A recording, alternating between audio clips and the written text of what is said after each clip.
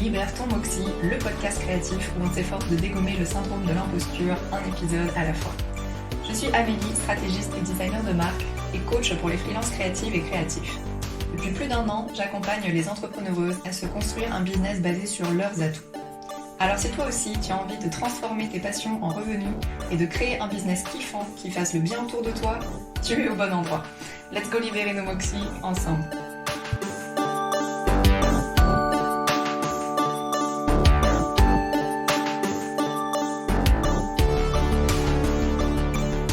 Aujourd'hui, on va mettre les pieds dans le plat. On va parler d'un sujet pas très agréable mais hautement nécessaire, le leadership en business. On va aller démystifier un peu ce que ce terme « manger à clairement toutes les sauces » signifie.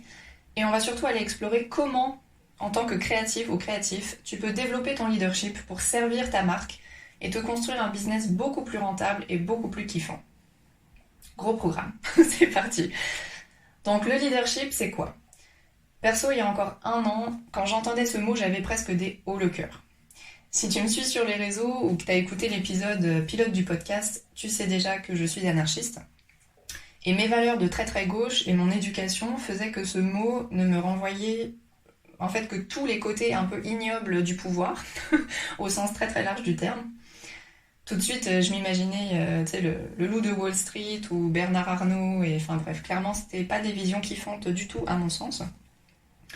Donc si toi aussi tu fais partie de cette communauté d'entrepreneureuses créatives et créatifs qui, voilà, les mots leadership, vente, marketing, tout ça, t'es pas très à l'aise avec ça, je pense qu'on est beaucoup dans ce cas-là, ça peut valoir le coup de continuer à écouter cet épisode et de comprendre un peu comment on peut se réapproprier ces termes-là et tous les concepts et les pouvoirs qu'ils renferment en fait. Alors, je suis allée faire un petit tour sur le Petit Larousse pour faire quelques recherches quant à la définition de leadership et c'est assez intéressant de voir les différences entre les mondes francophones et anglophones. Enfin plutôt européens et nord-américains. Bref. Donc dans le Petit Larousse, on nous dit que pour le mot leader, c'est une personne qui est à la tête d'un parti politique, d'un mouvement ou d'un groupe. Dans un contexte sportif, c'est une équipe qui domine. En entreprise, c'est un groupe ou un produit qui occupe la première place dans un domaine. Et leadership, donc ça c'est pour leader, et leadership donc est enregistré comme fonction de leader, position dominante. Ouais, c'est vraiment pas très fun. Hein. Et après on s'étonne en fait que ces mots soient vraiment largement utilisés de façon péjorative, quoi. Voilà. Mais là où c'est intéressant, c'est si on compare avec des définitions du côté canadien et états-unien, mais pour le coup, je suis allée voir sur le site de l'université de Sherbrooke, au Québec, et c'est assez intéressant parce qu'on parle là du leadership comme étant la capacité d'un individu à, je cite, mener ou conduire d'autres individus ou organisations dans le but d'atteindre certains objectifs. On dira alors qu'un leader est quelqu'un qui est capable de guider, d'influencer et d'inspirer. Alors, on n'est plus du tout là sur la notion de dominance et de pouvoir, c'est ultra intéressant. Et pour avoir vécu 6 ans au Québec, je peux te dire qu'à titre personnel, j'ai vraiment été bluffée de voir à quel point c'est davantage vu comme une qualité, comme un atout chez une personne de faire preuve de leadership.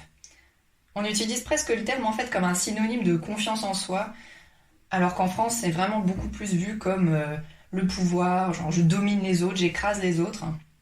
Alors que là-bas, une personne qui a du leadership va vraiment s'affirmer davantage, va savoir driver un projet, etc. C'est vraiment intéressant. Et c'est là où ça devient encore plus intéressant pour ta marque et ton business.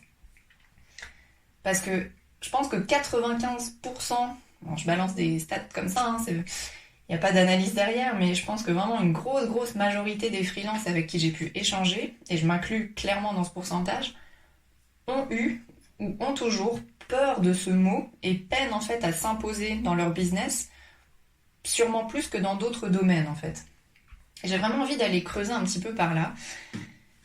Ces derniers mois, moi, je me suis vraiment demandé, mais pourquoi est-ce que c'est aussi dur quand on est créative et créatif ?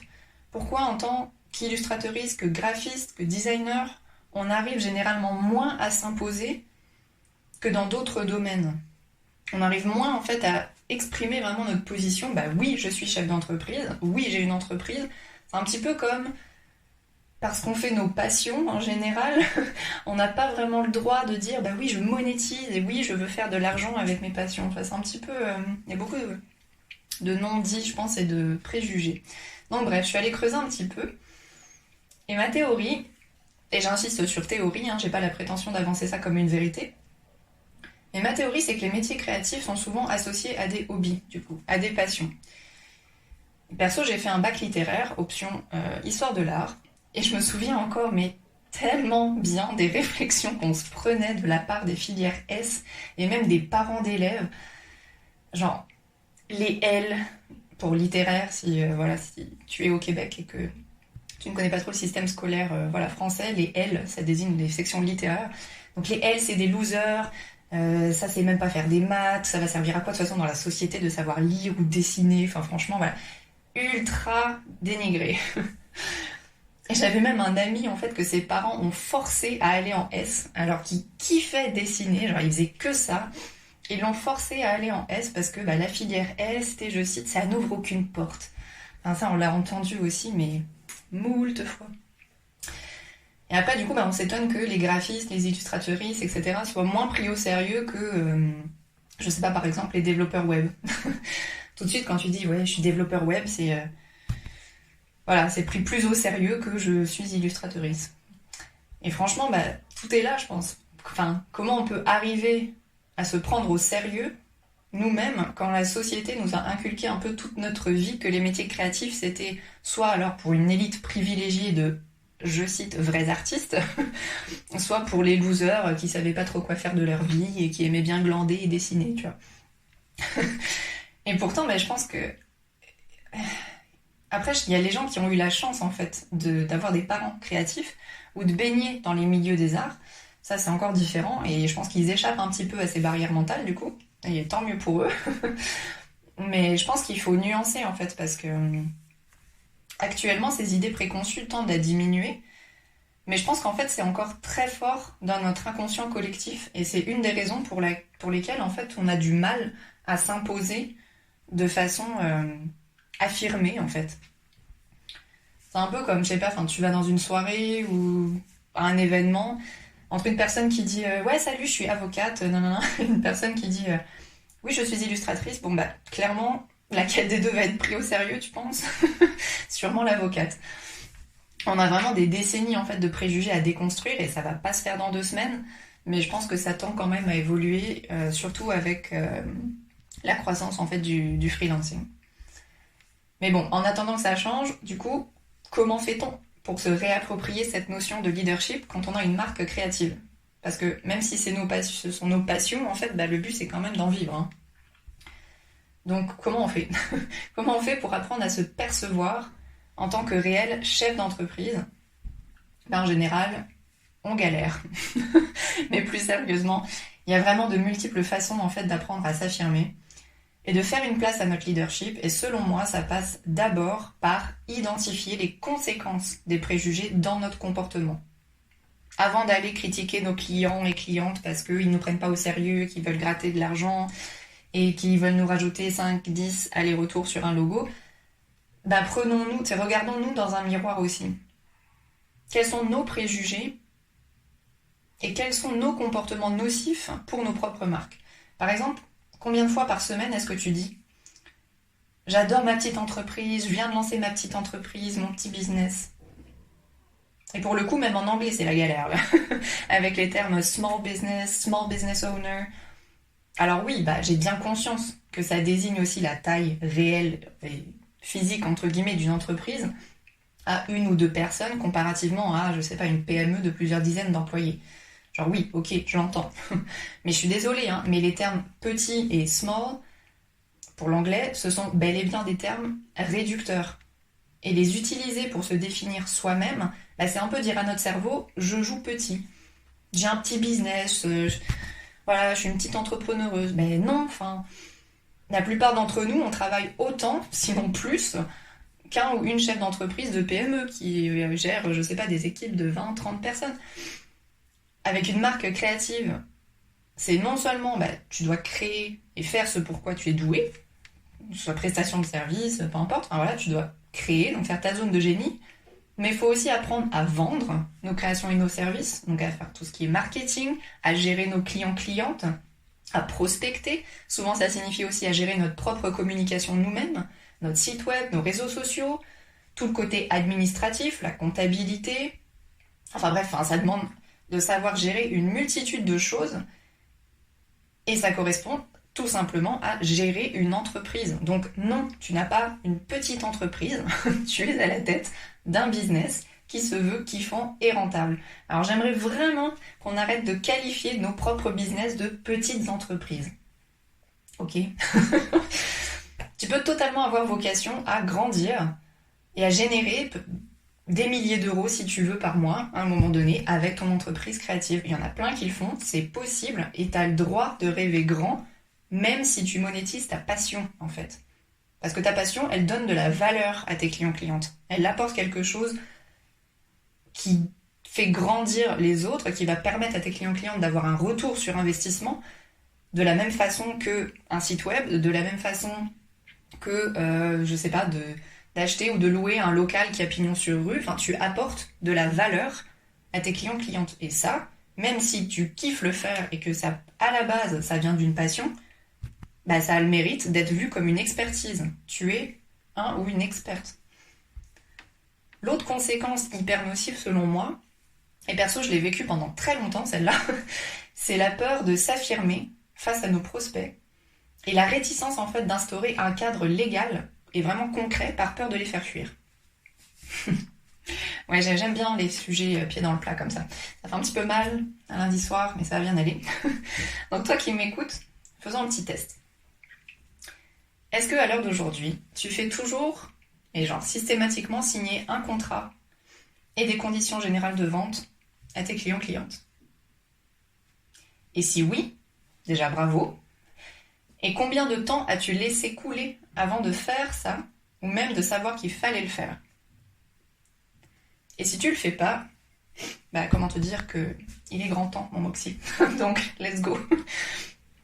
Donc je dis ça avec vraiment bienveillance et sans jugement, parce que j'ai moi-même passé des mois et des mois à simplement faire signer des devis très sommaires, donc qui détaillaient à peine ce que j'allais faire en fait. Donc par exemple, si moi j'ai commencé en étant designer UI UX, donc si je faisais une interface ou un site web, j'allais mettre sur le devis un site web de tant de pages, voilà.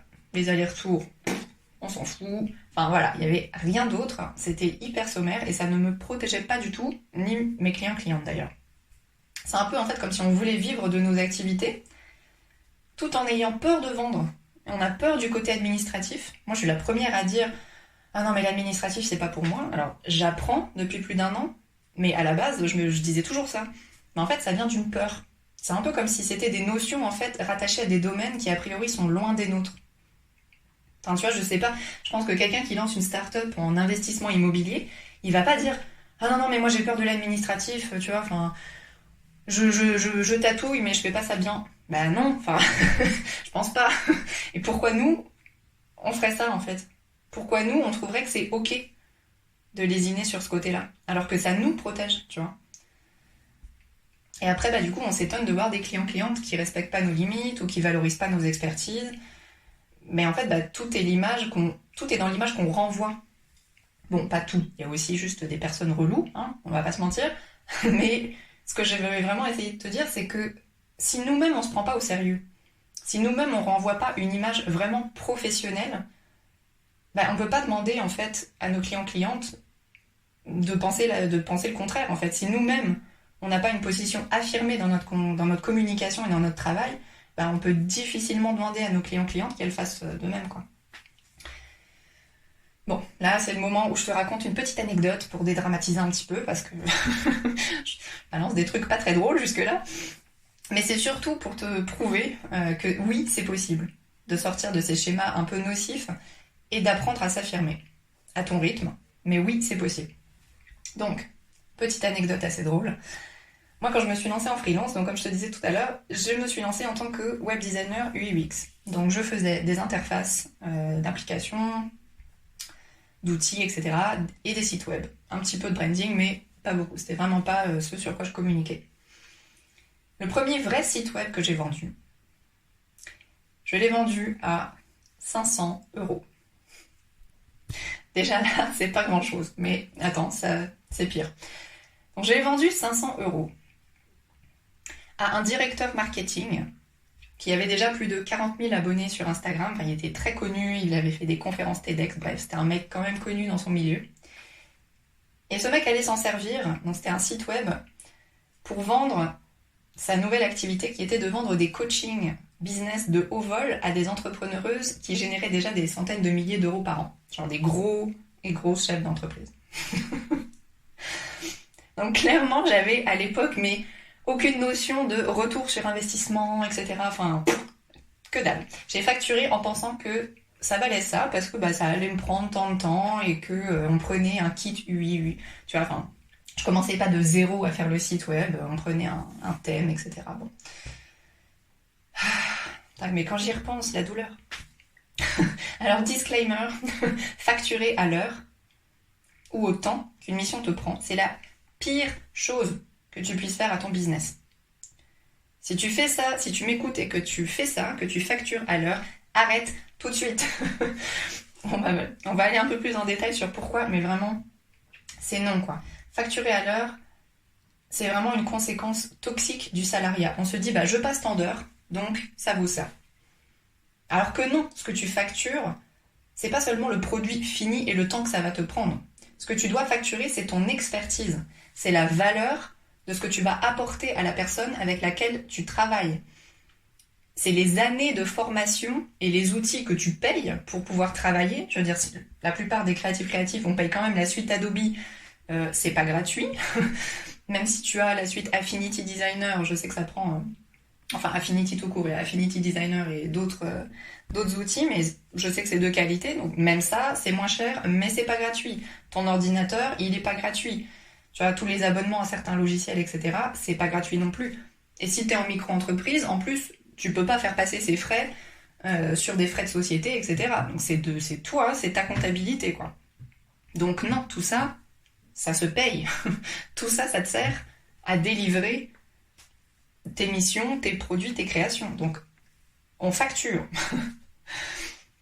En fait, c'est un peu, tu vois, tu dois facturer toute la partie cachée de l'iceberg. Donc, je sais que parfois c'est difficile parce qu'on se dit, ouais, mais les clientes, ils se rendent pas compte et tout.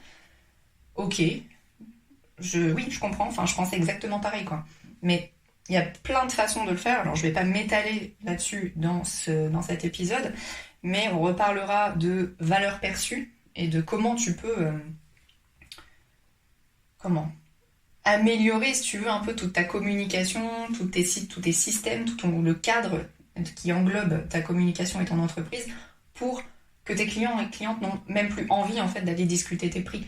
On a envie de travailler avec toi, on sait que cette personne, elle est pro, on aime ce qu'elle fait, voilà, enfin, on va pas aller chipoter. Bref. Donc c'est à nous, en fait, de mettre tout ça en valeur et d'expliquer à nos prospects qu'elles payent pour cette expertise-là. Et pas juste pour un énième site web ou un énième logo, enfin tu vois. C'est hyper difficile à faire. Parce que vraiment, l'expertise, en fait, c'est difficilement mesurable. À moins de pouvoir dire, peut-être, je sors de telle ou telle école super cotée, ou j'ai 15 ans d'expérience en agence, etc. Là, t'apportes une preuve sociale un peu plus facile. C'est un peu plus facile de jouer avec. Mais sinon, c'est super dur d'arriver à s'affirmer assez pour prendre sa place d'expert ou d'experte et imposer nos limites aussi. Mais ça s'apprend, promis. Donc, maintenant qu'on a collectivement admis que facturer 500 € pour un site web qui va servir à closer des millionnaires, c'est non, on va aller explorer comment on fait, du coup, pour ne plus jamais en arriver là. Et crois-moi, c'est possible parce que je l'ai fait.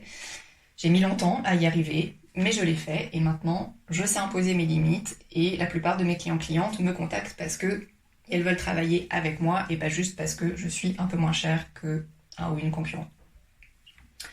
Donc les solutions. Et là, je vais te partager vraiment les solutions et les techniques que j'ai moi-même mis en place pour apprendre à m'affirmer et à envisager mon entreprise comme un vrai business qui mérite d'être pris au sérieux. La première, c'est entraîner ton cerveau à te prendre au sérieux, justement. Comme on l'a évoqué avant, en fait, c'est vraiment d'arriver à petit à petit, changer la narrative dans ton cerveau. Donc on ne dit plus j'ai une petite entreprise. Ça, c'est non. Mais en plus, depuis 6 mois, il y a un exercice que je trouve hyper puissant en fait. Je le fais tous les matins, donc depuis 6 mois, ou presque. Enfin, parfois j'ai la flemme, mais c'est ok aussi. Hein. Mais en fait, j'écris dans un petit carnet où je me dis mentalement quand j'ai la flemme d'écrire. Je suis une entrepreneuse confiante. Je génère de l'argent grâce à mes services et à mon expertise de qualité. Je vis ma vie selon mes règles et je fais passer mon entreprise en premier. Alors, là, je te balance une phrase comme ça toute faite. Tu peux évidemment écrire tout ce que tu veux, mais le but, c'est de réentraîner ton cerveau. Et c'est pour ça que ne le fais pas juste en te disant, comment dire, pas à haute voix, mais genre intérieurement. Enfin, dis-le à haute voix ou écris-le. Je sais pas si t'habites avec des gens et que t'as un peu honte d'être ridicule, bah va prendre une marche quelque part où il y a personne, tu vois. Enfin, t'es pas obligé de le crier, mais dis-le au moins un tout petit peu à haute voix. Ou écris-le. Et en fait, vraiment, c'est une technique de développement personnel hyper connue, mais hyper puissante, que beaucoup d'entrepreneuses pratiquent. Et je sais que ça peut sembler très ridicule évoqué comme ça, mais vraiment, tout le bénéfice que tu peux en tirer, ça vaut bien de se rendre un tout petit peu ridicule. C'est vraiment en fait de faire entendre à ton cerveau une narrative positive et valorisante. Alors plutôt que de prendre la chose du côté risible, car oui, bah, on a franchement l'air un peu con quand on le fait, hein, mais je t'invite à le prendre en fait plus comme un cadeau que tu te fais à toi. Autorise-toi à prendre au sérieux ton entreprise, à te prendre au sérieux et à prendre tes rêves au sérieux. Parce que tu as le droit. Si personne ne te l'a dit aujourd'hui, tu as le droit. La deuxième solution, c'est de s'offrir, et j'insiste sur s'offrir, un cadre légal en béton. Donc comme j'en parlais tout à l'heure, vraiment, implémente un cadre légal dans ton entreprise pour accompagner tes missions. Contrat, conditions générales de vente, proposition commerciale, peu importe ce qui va avec ton domaine, mais encadre à fond ta pratique en fait.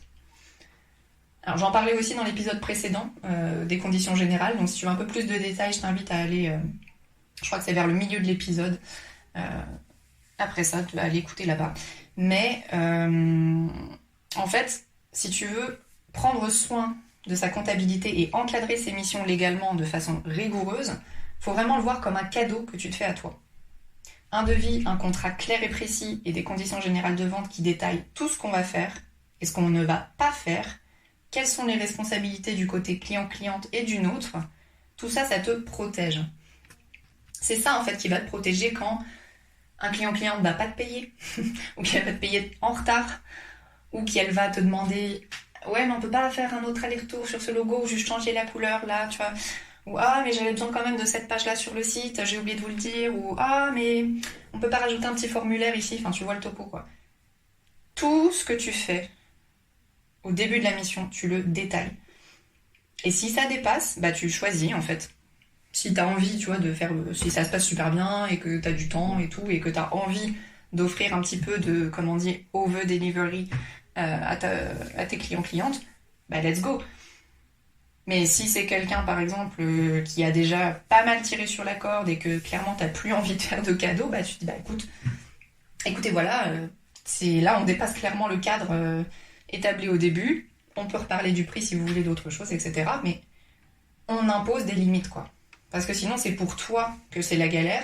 C'est toi qui finis par perdre du temps, par perdre de l'argent et par perdre aussi de la confiance en soi. Parce qu'en fait, au bout d'un moment, tu vois, c'est pas un cadeau qu'on se fait. Et au niveau self-care et dignité, c'est pas top. C'est pas top.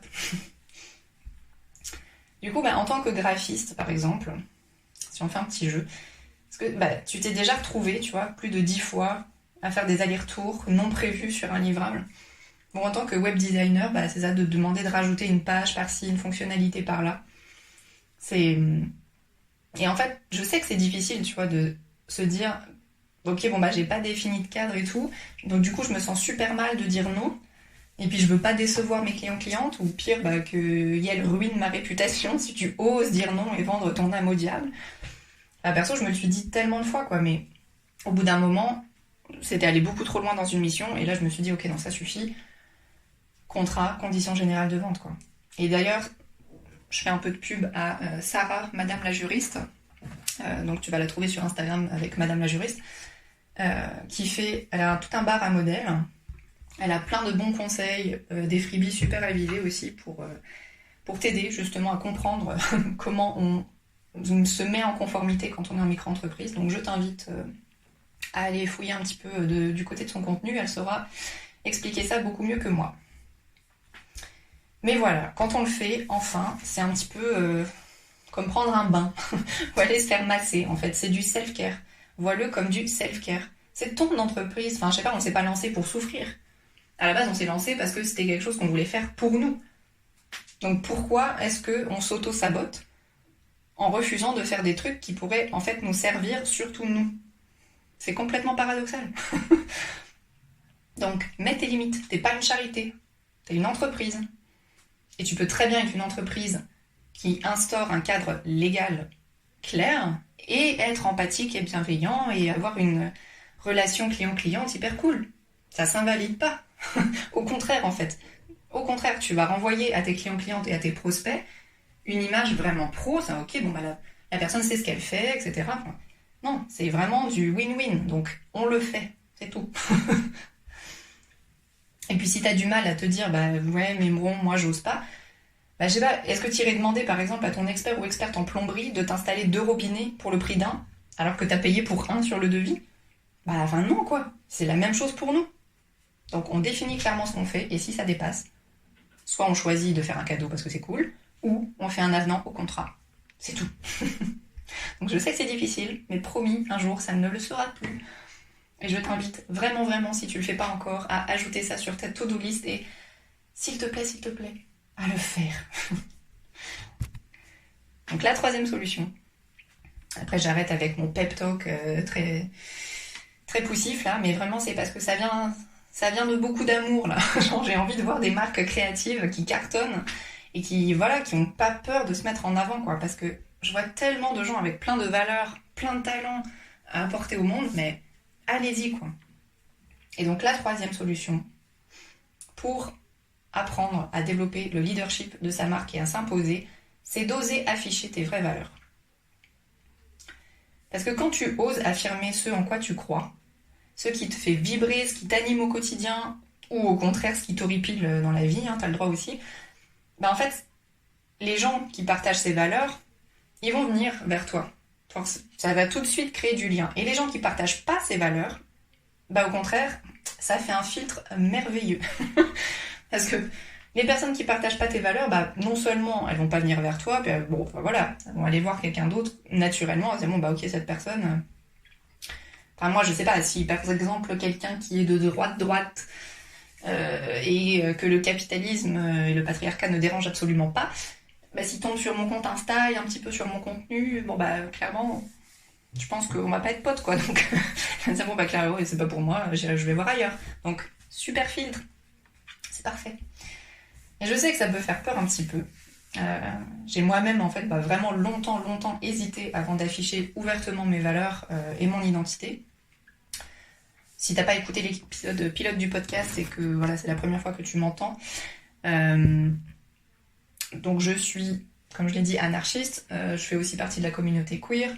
Je suis féministe. Voilà, enfin j'ai longtemps milité. Donc clairement, il y a des gens à qui ça va pas parler. Tant pis pour eux, tant mieux pour moi, tu vois. Mais vraiment, j'ai mis longtemps parce qu'on se dit, bah ouais, c'est quand même mon compte pro, tu vois, c'est ma communication professionnelle, enfin, j'ai pas envie de me fermer des portes ou de rater des opportunités. Bah en fait, j'ai envie de te dire, est-ce qu'on a vraiment envie de travailler avec des gens qui partagent vraiment pas nos valeurs? Enfin, c'est ok, tu vois, si on n'est pas à 100% aligné, surtout, voilà, ça reste une relation professionnelle. Je pense qu'on peut faire des choses sans voter exactement pour le même parti, tu vois, par exemple. Mais je pense que quand même, il faut partager un bon 70-80%, enfin idéalement, tu vois, de valeurs. C'est quand même plus cool.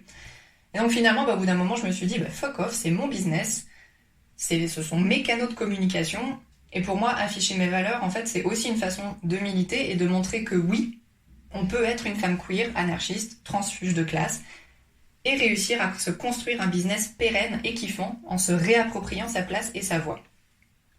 Si tu ne sais pas, transfuge de classe, au cas où tu ne sais pas ce que ça veut dire, c'est quelqu'un qui, qui a sauté des classes sociales, soit en ayant un diplôme, ou voilà, enfin en gagnant beaucoup plus que ce que ses parents gagnaient, et voilà, enfin, c'est mon cas, c'est pas toujours facile à porter, mais voilà, c'est... Donc, morale de l'histoire, oui, la société élitiste et patriarcale dans laquelle on vit fait que c'est plus difficile de s'affirmer en tant que chef d'entreprise quand on a une marque créative associée à un hobby, plutôt que, par exemple, quand on lance une start-up d'investissement immobilier. C'est plus difficile, point. C'est tout. Mais si on part de ce constat, c'est aussi possible pour nous de reprendre un peu le pouvoir, alors avec effort et beaucoup d'exercices, oui. Comme on a dit, c'est plus difficile, ça va pas être une partie de plaisir, mais c'est possible. Faut le voir vraiment comme du self-care. Donc je vais pas dire que tout le monde a la possibilité de le faire, parce que c'est faux. Parfois, quand on veut, on ne peut pas nécessairement. Mais je pense que pour beaucoup, c'est possible d'entraîner notre cerveau à changer la narrative dans laquelle on a grandi. C'est possible d'apprendre à s'aimer assez, à se respecter et à se valoriser assez pour s'autoriser à se prendre réellement au sérieux et à construire un business pérenne. Et donc ça passe par exemple en commençant par les 3 exercices, les 3 solutions que j'ai citées plus haut, à changer petit à petit en fait la façon dont tu te parles à toi. Ça ne veut pas dire qu'il n'y aura plus jamais de doute. Clairement, ce serait de mentir. Moi-même, j'en ai encore. Au moins une fois par semaine, j'ai des moments où je suis... Qu'est-ce que je fais là? Est-ce que vraiment ça va marcher, mon truc? C'est normal. Mais on continue d'avancer. C'est-à-dire qu'on prend les doutes, les peurs, on les prend par la main, comme des petits enfants de 4 ans, et on continue d'avancer. Ça va bien aller. On y va quand même. Parce que vraiment, mais si t'as un rêve, si t'as lancé ton entreprise pour toi, que c'est un idéal de vie, ça vaut le coup d'essayer de s'autoriser à le vivre à fond et à reprendre le pouvoir et l'affirmation en prenant nos expertises et nos talents au sérieux. Alors, avant de se quitter et de continuer à vivre cette semaine à fond, j'ai envie de te proposer un petit exercice. Demain matin, en prenant ton thé ou ton café, ou ton eau citronnée, peu importe ce que tu prends, j'aimerais que tu écrives sur une feuille ou que tu te dises à haute voix tout ce que tu as du mal à affirmer dans ton entreprise.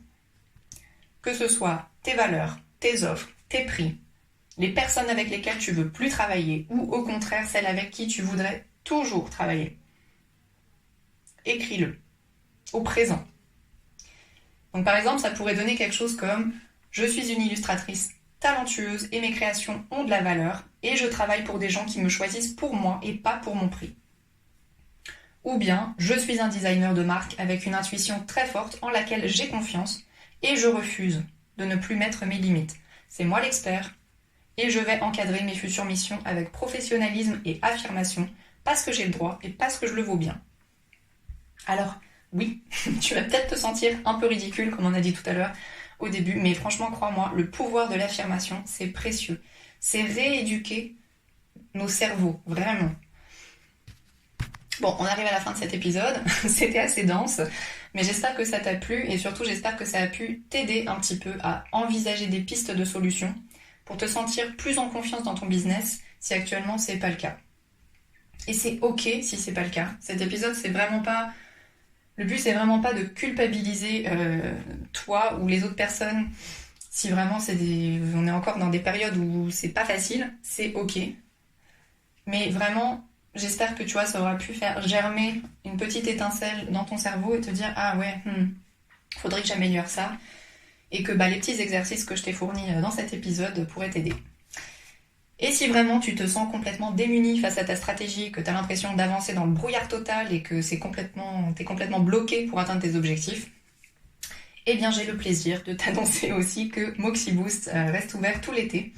Donc Moxie Boost, c'est mon offre de coaching stratégique et abordable pour les créatrices. C'est 2 heures d'appel en tête-à-tête. Donc toi, moi, ta marque, tes doutes du moment, avec un document stratégique ciblé et plein de conseils à la clé. Si ça t'intéresse, je te mets le lien en description et je t'invite à aller faire un tour sur la page dédiée. Si tu as des questions sur cet épisode ou sur un autre sujet, je suis toujours ravie de discuter, de débattre, de s'entraider. Voilà, pour moi, la communauté passe au-dessus de la concurrence. Donc n'hésite pas à venir sider dans mes DM sur Instagram, tu me trouveras à @AmélieGalandris. Je te mets également le lien dans la description. En attendant, je te souhaite une excellente semaine pleine d'audace et de moxie.